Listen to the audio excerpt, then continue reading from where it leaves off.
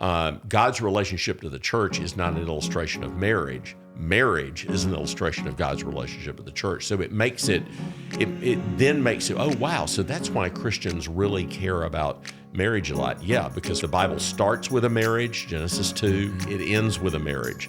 And Christians have made a big deal about marriage because it's a big deal in the Bible.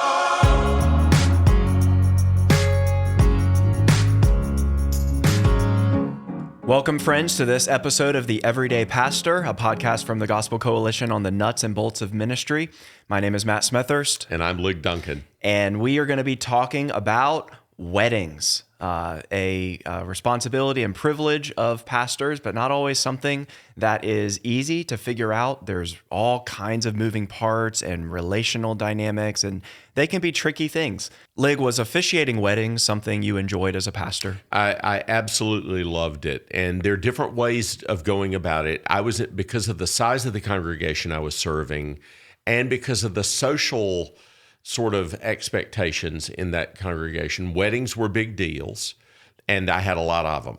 So I probably averaged 25 to 30 weddings a year over the course of... That you officiated? That I did. So almost every other weekend, I was doing a wedding. So my wife and my social life really actually revolved around weddings in the church. And there was a desire, if not expectation, that I, as the senior pastor, would do the weddings unless otherwise requested, or if I was somewhere else or providentially hindered. So there was a desire that I do the weddings, and I liked it.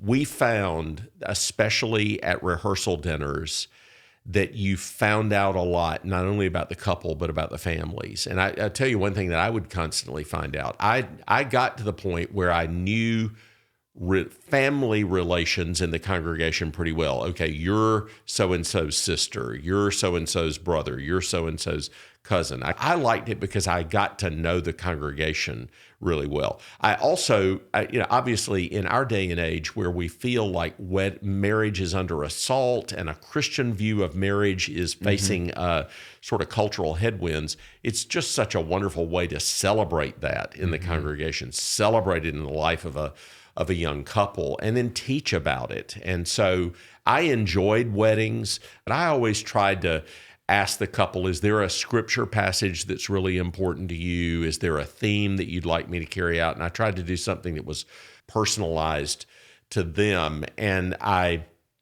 used it as an opportunity to teach the people that were present about what we as Christians believe that the Bible teaches about marriage. Well, I was going to ask, even if you're working from different passages, what were some of the things that you were always sure to say in a wedding sermon? Well, one is that Christian marriage and then the wedding ceremony itself is the number one illustration that God makes of his relationship to the church.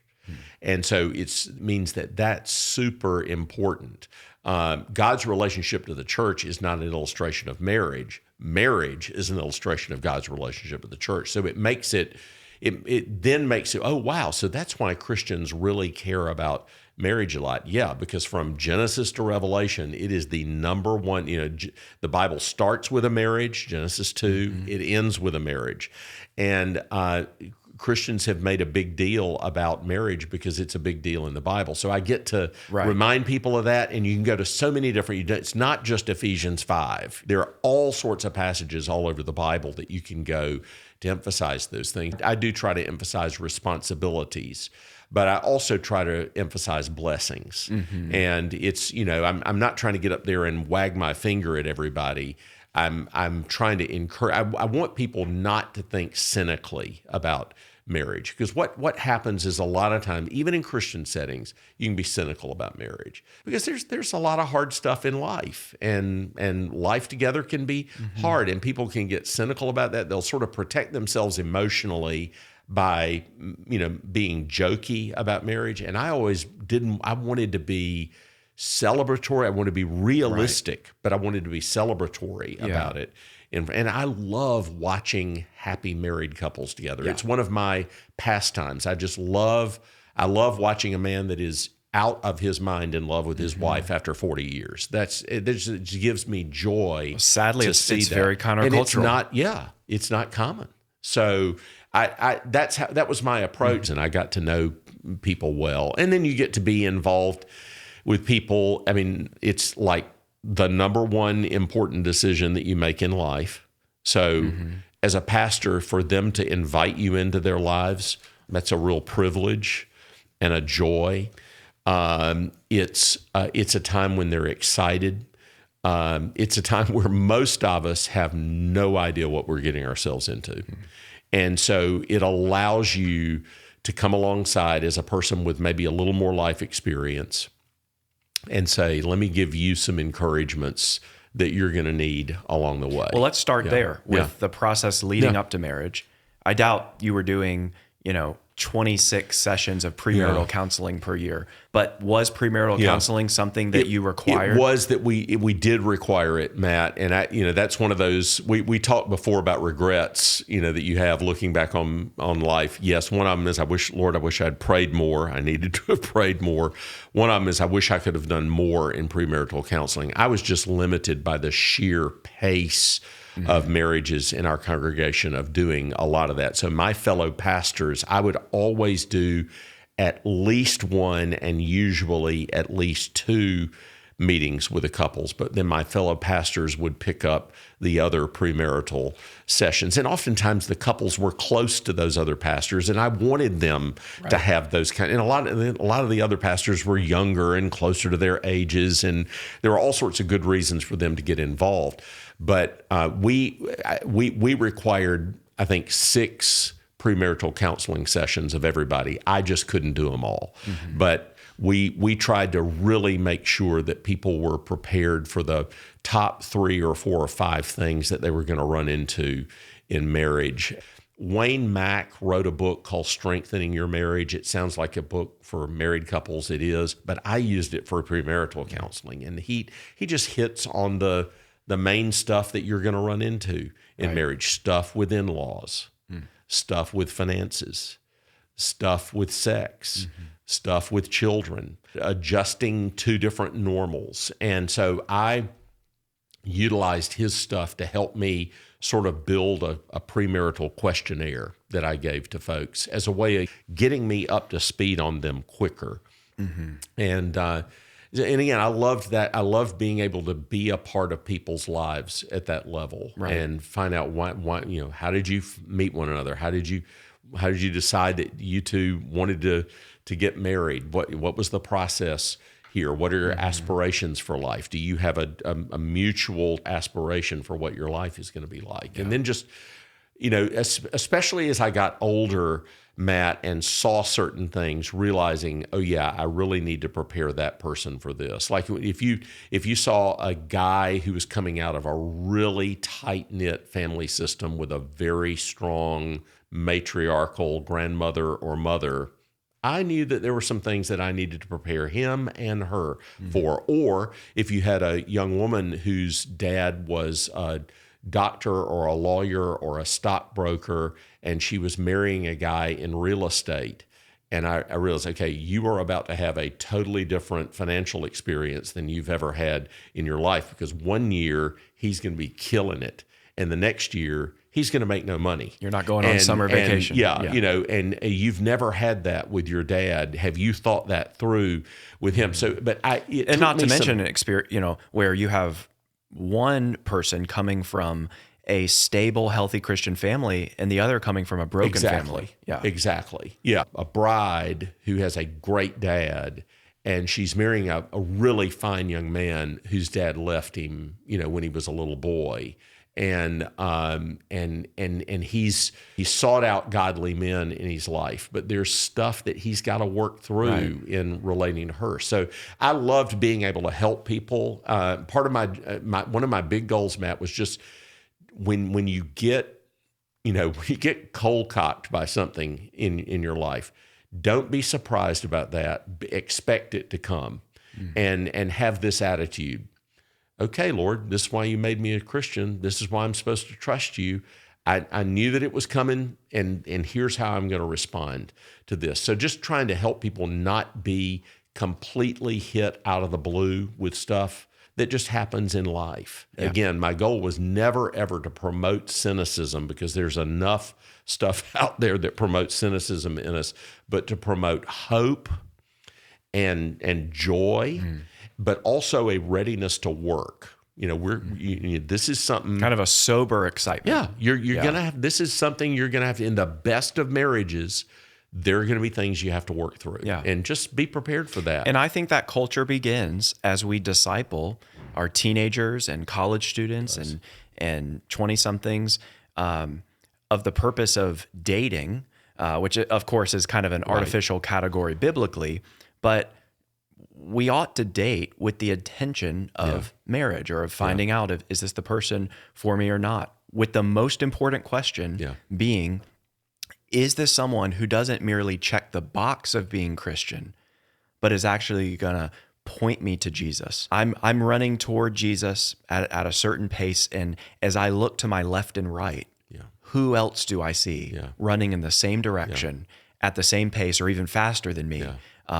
Why not do this together?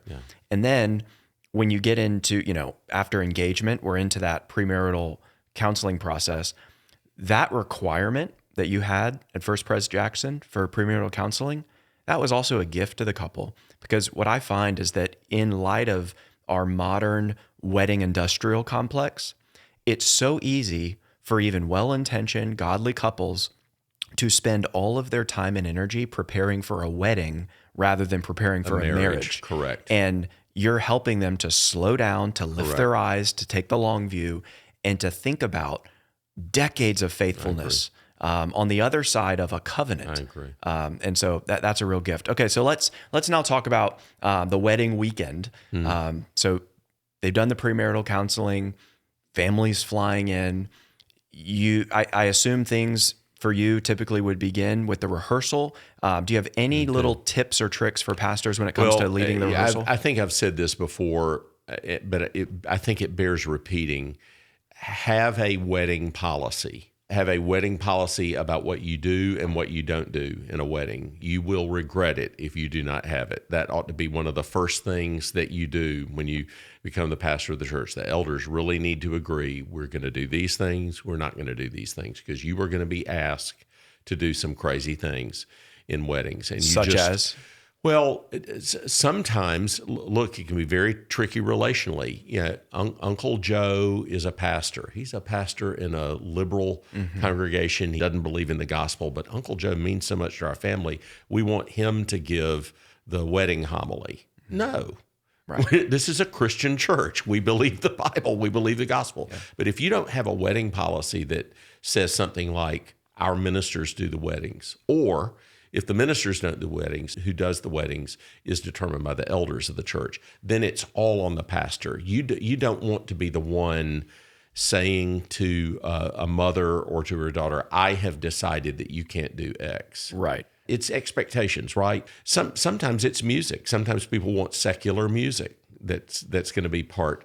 And we just said, no, we're not going to do that. It's all going to be, the music is going to be Christian. It's going to be scriptural. Well, and the reason is, and we need to just make this very clear, it's a service of worship. Right. It's an opportunity to come before the living God. Yes, it's the bride's special day for which she's been dreaming about it and preparing about it, perhaps for decades. But it's a day ultimately about God, right? And what's on display about His gospel. And so I think making it very clear up front, this is a service of worship, and we're going to act accordingly is countercultural, but it's also a striking witness to the world and even to Christians who have been caught up in that industrial complex. And so the wedding policy really helped me. And the other two things that helped me was our minister of music and worship. He was the person that most often interfaced with the couples about what the music was going to be like at the service, and gently guiding them into making good decisions as opposed to bad decisions. And then I've testified to her before, Ruth Smith, my wedding coordinator. Oh, that woman saved my bacon so many times, I just cannot tell you. She was in charge of all of the logistics for the weddings. And she understood her Bible. She understood our wedding policy. She wanted the service to be beautiful and meaningful. She wanted the mother and the bride to be happy with everything, but she knew how to do things. And I did not have to get into those negotiations or discussions at all. Ruth just handled them. And I got to the point where I did not want to do a wedding without Ruth there, because I knew that Ruth would handle it.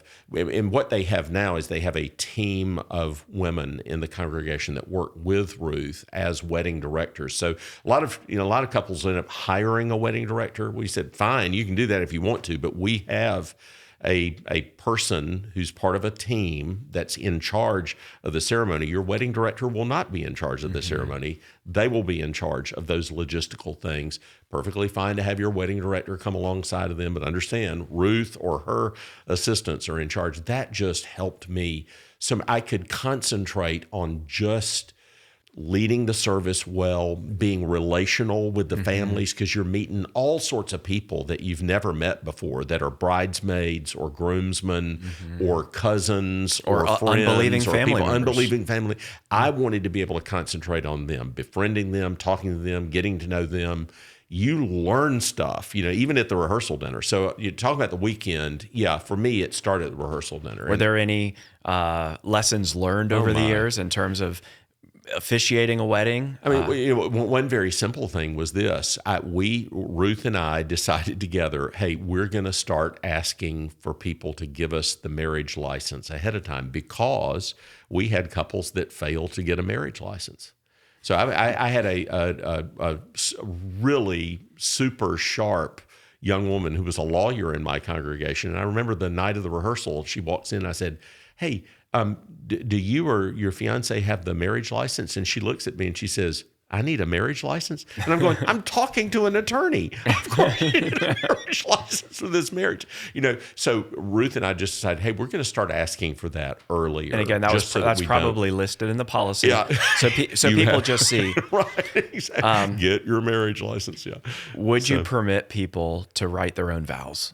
We did not. Now, I've seen that done beautifully. But we just decided, okay, we're going to have these vows. Number one, it helped me in leading the ceremony to know the flow and the structure, and that make sure that we weren't leaving out certain things that were important. In the traditional marriage vows, there's things that are really good for the couple. Like the first thing that traditionally happens in a wedding service, if you're a Protestant, is what's called the declaration of intent. The husband says to the wife, I want to marry you, and the wife says to the husband, I want to marry you. That is a unique Protestant invention in marriages. And it was because Protestants were concerned that people were being forced to marry who did not want to marry. And Protestants knew that is not good. If you do not want to marry somebody, it's not going to go well. And so Protestants wanted a public declaration of consent by both members of the wedding party, where she gets to say, yeah, I actually want to marry this guy. And he says, I want to marry her.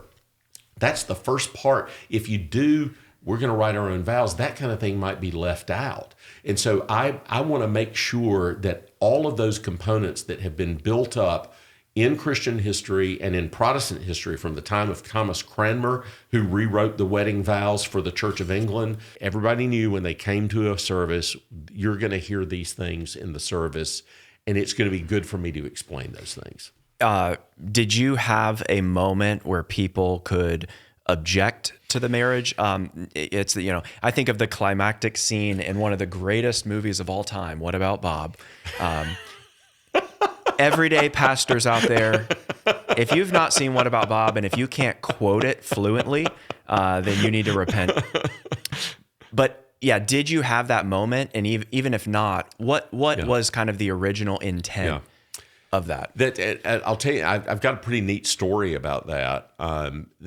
In the Church of England, that was actually required to be done 2 weeks before the wedding in the parish. It had to be read aloud in the parish that so-and-so was going to marry so-and-so 2 weeks ahead of time, and to give people an opportunity to object. And back in those days, part of it was you didn't have accurate marriage records. So Are you sure that both of these people are unmarried that you're getting ready to marry? Right. So that was how it functioned. And then that eventually got included in a lot of Protestant worship services. But I was actually at St. Helens Bishopgate in London, where William Taylor is the wonderful pastor there.